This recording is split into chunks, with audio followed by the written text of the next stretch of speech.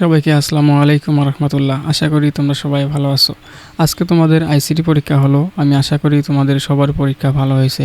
তোমাদের দিনাজপুর বোর্ডে আজকে যে কোশ্চেনটা হয়েছিল সেটার এমসিকিউগুলো আজকে আমরা সলভ করার চেষ্টা করব। সো চলো শুরু করা যাক। শুরুতে আমরা দেখি প্রথম এমসিকিউটা কী ছিল। এখানে বলতেছে যে কম্পিউটার বুঝতে পারে নিচের কোনটি। আমরা জানি কম্পিউটার শুধুমাত্র বাইনারি সংখ্যা বুঝতে পারে, আর এখানে বাইনারি সংখ্যা হচ্ছে শুধু 0 এবং 1। তাহলে অ্যান্সার হচ্ছে এখানে খ নাম্বার। পরের এমসিকিউ বলতেছে কোনটি প্রোগ্রামিং ভাষা নয়। আমরা জানি প্রোগ্রামিং ভাষা হচ্ছে সি, সি প্লাস, জাভা, এগুলো হচ্ছে প্রোগ্রামিং ভাষা। তাহলে এখানে বলতেছে কোনটি নয়, অ্যান্সার হবে গ নাম্বার। ডেটা প্রক্রিয়াকরণের জন্য কম্পিউটার প্রসেসরকে কোনটি নিয়ে কাজ করতে হয়। এখানে আমরা দেখতে পাচ্ছি পূর্ণ সংখ্যা বা ইন্টেজার, ভগ্নাংশযুক্ত সংখ্যা বা ফ্লোট, বুলিয়ান বা লজিক্যাল ডেটা। অ্যান্সার হবে ঘ নাম্বার, সবগুলোই সঠিক।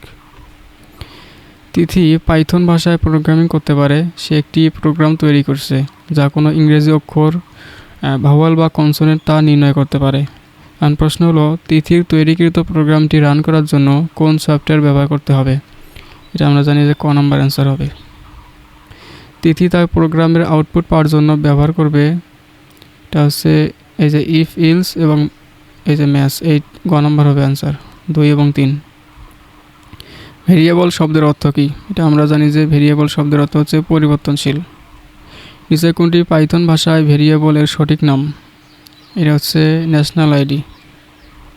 কম্পিউটার রক্ষণাবেক্ষণ প্রধানত কত প্রকার। আমরা জানি যে কম্পিউটার রক্ষণাবেক্ষণ 3 প্রকার। কোনো সফটওয়্যার ইনস্টল করার পূর্বে বিবেচ্য বিষয় নয় কোনটি।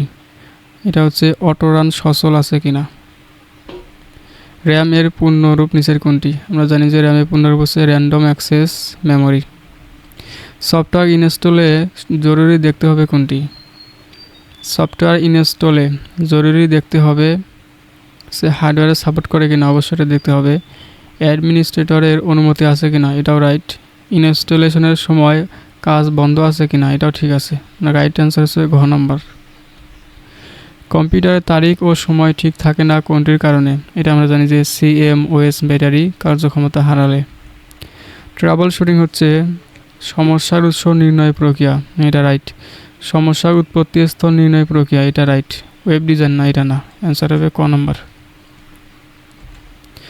কোনো ডকুমেন্ট অন্য নামে সংরক্ষণ করতে কোনটি ব্যবহার করতে হয়। এটা আমরা জানি যে সেভ এস। স্প্রেডশিট ব্যবহার হয় শিক্ষাক্ষেত্রে, এটা ঠিক আছে। আয় ব্যয়, এটাও ঠিক আছে। নির্বাচনে ভোট গণনায়, অ্যান্সার হবে ঘ নাম্বার। লেখালেখির জন্য কোন সফটওয়্যার ব্যবহার হয়। আমরা জানি যে MS ওয়ার্ড। লেখালেখির জন্য মাইক্রোসফট ওয়ার্ড ব্যবহার হয়। বানান পরীক্ষণ কোন সফটওয়্যারের বড় সুবিধা। এটা হচ্ছে এই যে ওয়ার্ড প্রসেসিং। এই যে মধ্যে একটা ফাংশন দেওয়া আছে, বলতে যে সাম C11 to C20, এটা কি।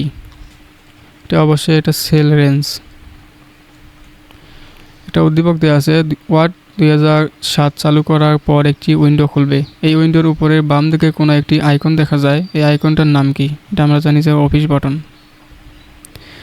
বাটনটির অপশনগুলো হলো নিউ, এটা আছে, ক্লোজ, সেভ, এটা রাইট অ্যান্সার ঘ নাম্বার। মাল্টিমিডিয়া সাধারণত কয়টি মাধ্যমে ব্যবহার করা হয়। আমরা জানি যে এটা 3টি মাধ্যমে ব্যবহার করা হয়। পরের এমসিকিউ কোনটি মাল্টিমিডিয়া ব্যবহারের ক্ষেত্র নয়। এটা হচ্ছে হিসাব রক্ষক।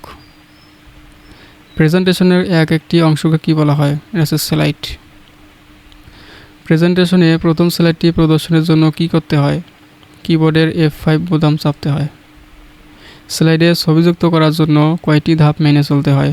আমরা জানি 3টি ধাপ মেনে চলতে হয়।